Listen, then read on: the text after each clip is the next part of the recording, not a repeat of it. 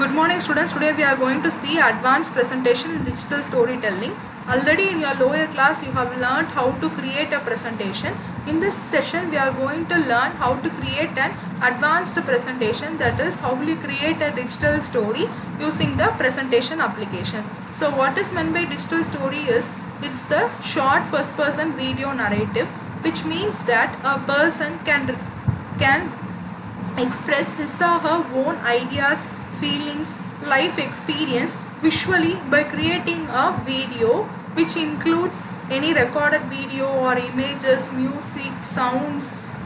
He can create a video and he can express it to the or represent it to the audience. The process of creating the video is known as the digital story. We are going to learn how we can create a digital story using the presentation application in this lesson. So first, for that we have to decide an outline. What is meant by deciding an outline is, first we have to gather the information on the topic which we are going to represent. Then we should decide an appropriate title for the information we have gathered. Then we have to group the information and we have to list what are the main point and the sub point for the information we have gathered.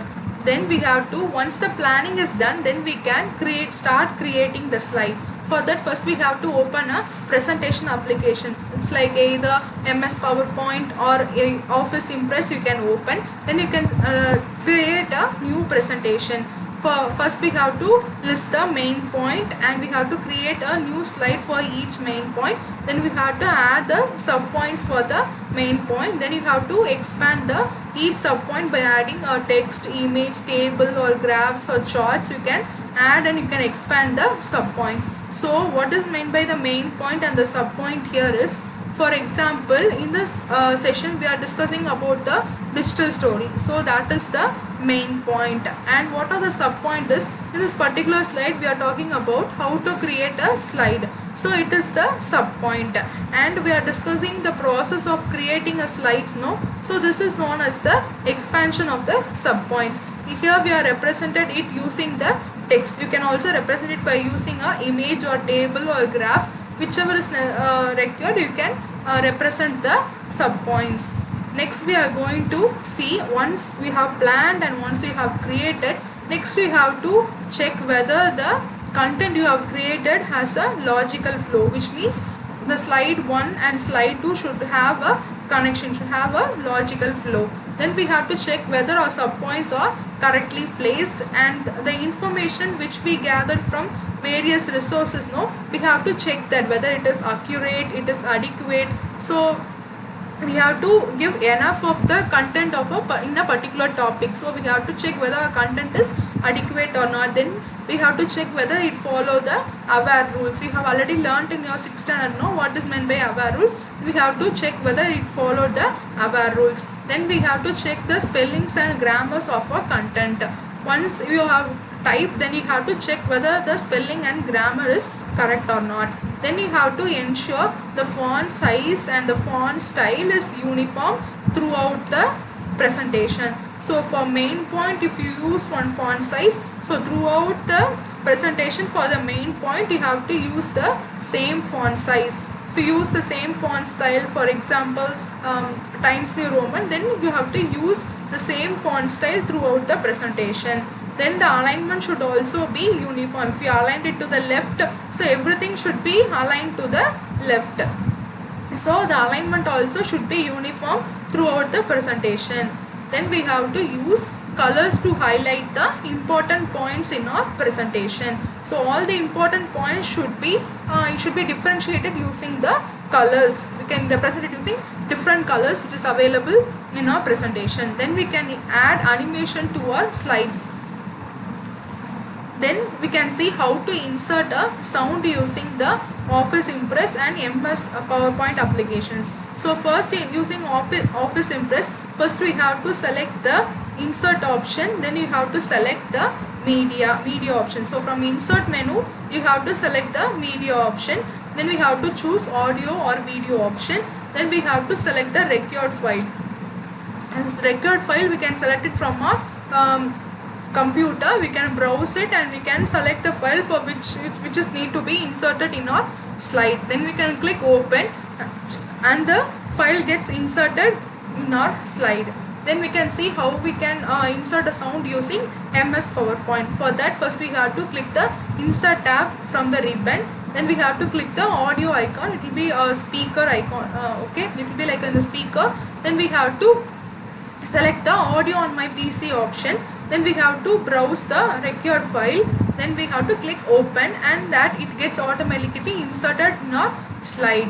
Then we can see the different sources of images. So now we are going to see the various sources from which the image can be inserted into a particular site. So first you can even draw your own picture which you need. You can even draw a picture using the paint application and you can insert it into the slide, or you can insert a photograph which is already available on your computer. You can insert that, or instantly you can click a photograph using the webcam which is in your computer or laptop. You can instantly click a photograph and you can attach it. You can attach the scanned images using a printer. If you have any hard copy, you can scan it using the printer, and you can scan it using the scanner, and then you can insert it in your particular slide. Then files transferred from, you can also transfer the file directly from your camera or your mobile phone. If you have taken, you can directly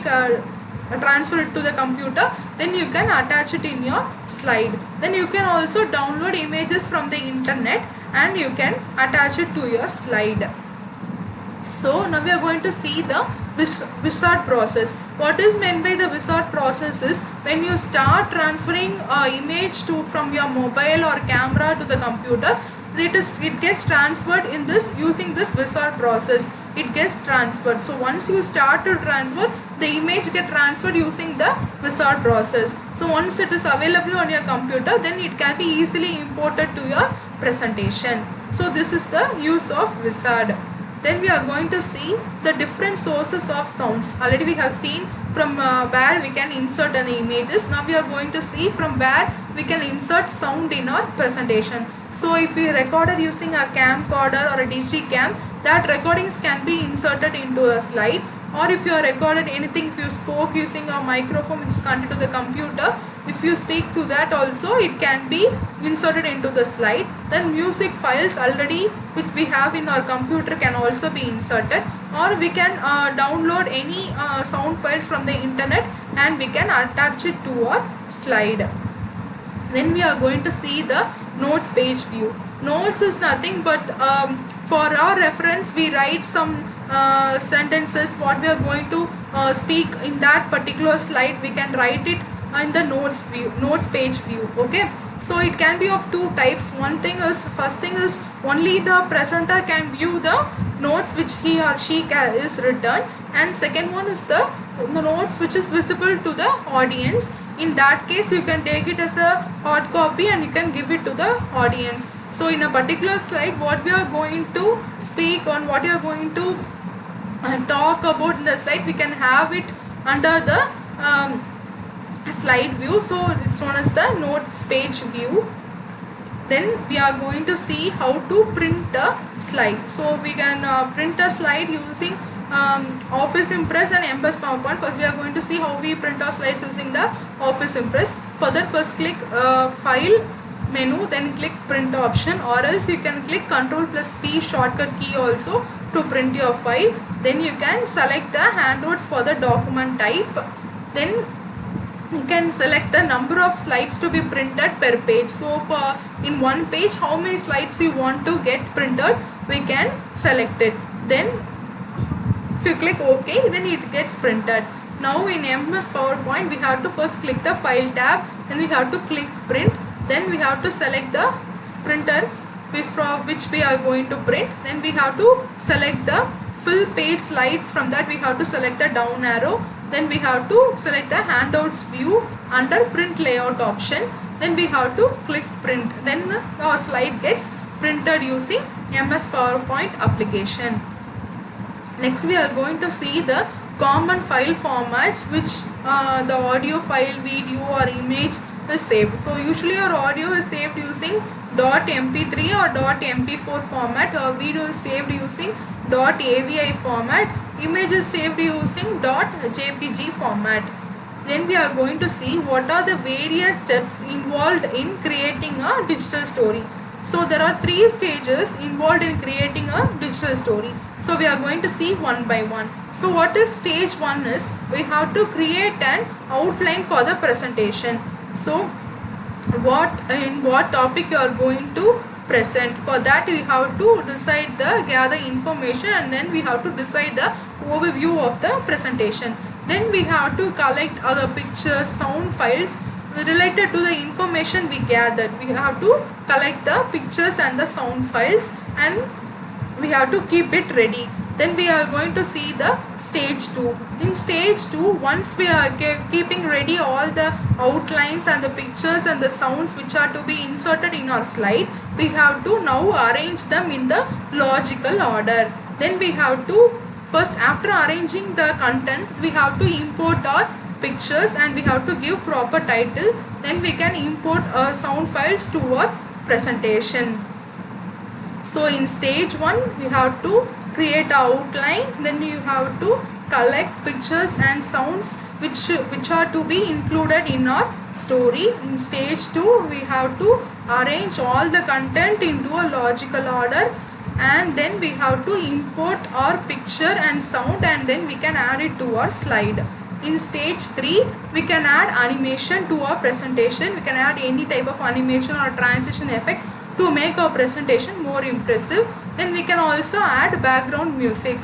Once the presentation is ready, we have to save the presentation by using a file menu, file, and then click save option, or you can press the Ctrl+S key to save the story. Then you have to give mock presentation. Mock presentation is nothing but before you are presenting your story in front of the audience, you can present it either to your family member or your friend, so that you can clear the content and you will not lag anywhere while you are presenting it to the audience. So you can give mock presentation as many times as you want to get clear with the content. So that's all, students. Hope you all understand and enjoyed this session. Thank you.